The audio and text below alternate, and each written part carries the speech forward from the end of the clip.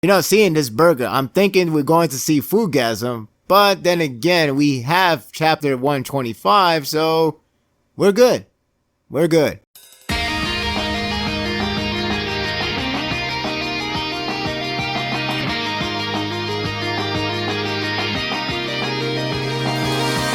If this is the beginning of a domino effect for someone who I think may be for, I want out. The chapter surprisingly doesn't go over the discovery of the city in the far below underground of the 24 ward. Instead, it treats us with a twist that once again, Ishida pulled a clever nod to small details, a cruel action that surely is the beginning, and the overall effect that sends a bad signal for what's to come. The segment about Ayata discovering the city lasted pretty short, which is surprising because I was ready for a lot of new exploration and lore expansion. Instead, it leaves one trace of something to speculate. It appears that there's a human presence. That only raises a question if there's been a human alive walking there or just a corpse being dragged. Is that how they get their food? The sacred bag that Toka was carrying is actually revealed in this chapter. It turns out to be a delicious hamburger made by Soma. Well, I don't know who really made it, but that was a big indication of her condition,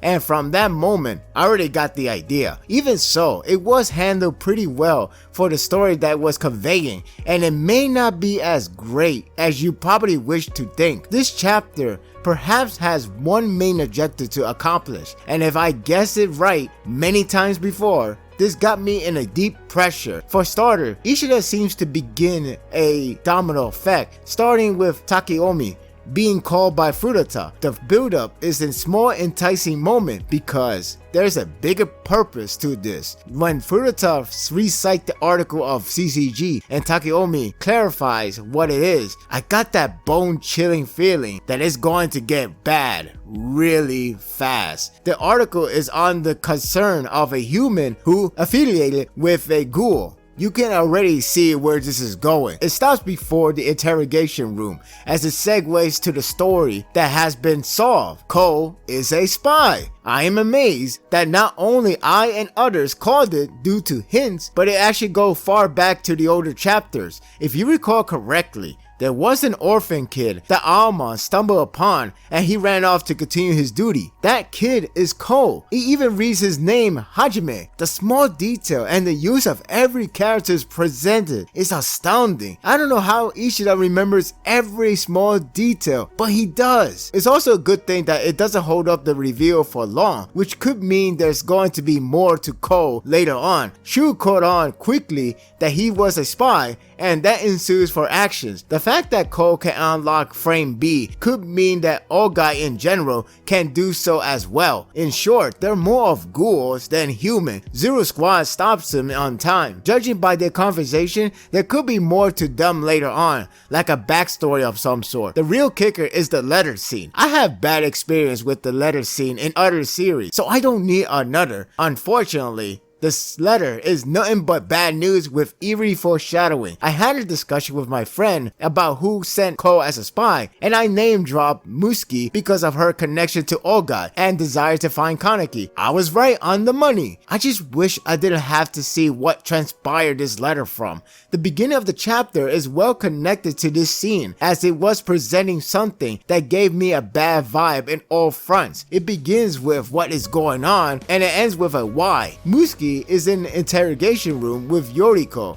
And yes, that means Yoriko is under arrest and in deep trouble. I thought Muski gave her a mercy by not doing anything about her connection to Toka, but I was wrong. If anything, this is worse because Takeomi and Yoriko got married only to be brought down by Muski as she laughs at it. That's pretty low. To make matter worse, she has the gall, that's right, gall, to leave the incident report so Toka can believe her story. There are no more lies. It's really happening. The idea is to reconnect with Kaneki, acting like she wants to be her comrade. After all, she loves him so dearly. The scary part is, we don't know if she is working with Furuta or not. She claims that she is doing a taboo action by sending a letter to the enemy, and while that is true, does Furuta know? Is she getting a lot of free pass? Need I remind you that she's a good liar ever since the moment she brought a prop hand. Majority of us got fooled, so who to say she is doing this alone? I have no comforting feeling from all of this. Even when Kaneki burns the letter, it can go many ways, and maybe he's asking for a trap that he doesn't even know that is implanted. I know Cole was going to breach data, and that could have gone deep south super quick. However, Period knows the location, so Kaneki may be unaware of their possible ambush. Cole staying alive and hostage are begging for a backlash. This setup is too good on the bad scale. To top it all off, the end scene elaborates that Toka is eating a human food because she is confirmed to be pregnant. I feel like that guy from the movie The Fly, where he heard the news about the woman being pregnant. It sounds like good news, but the thought of the father being the fly kills your mood quickly. That's my stance at this time, and it freaking sucks. I want to be happy for Kaneki and Toka ever since chapter 125, but I can't because of the eerie foreshadow, the eerie metaphors, and the past experience that prevent me to be happy for them. The presentation sends a bad foreshadowing that seriously either asking for Toka to suffer as bad as Kaneki in part 1 or her deathbed. The more I think about it,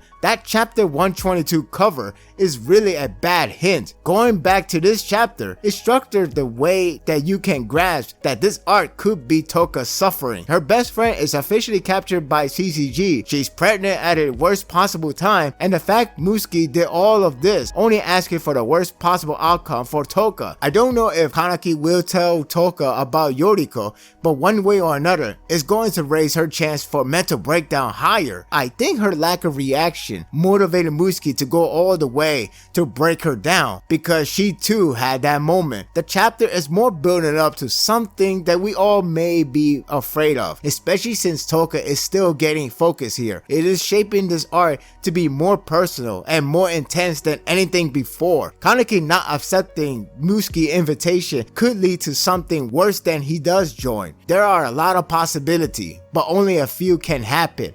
If I guessed it right about Cole, for the love of God, let me be absolute wrong about Toka. I'm giving this chapter an 8. God, this is not looking good. Maybe, just maybe, it's all a trick. Maybe we're playing like Fiddles by Ishida. I'm only hoping for that. I don't care. I don't want this bad thoughts coming across my head all the damn week, all the damn months, all the damn year if it lasts this long. Please, just give me a break, will you? What are your thoughts of this chapter? Do you think Musuki has a good chance to be the Griffin of Tokyo Ghoul or Tucker of Tokyo Ghoul? Take your pick. We're going to have the most hateable character in the world very soon. If it goes all accordingly in my head with the worst possible outcome, I still think she would be the possible next Griffin in terms of the hate level. And that will do it for the review. I hope you enjoyed this one.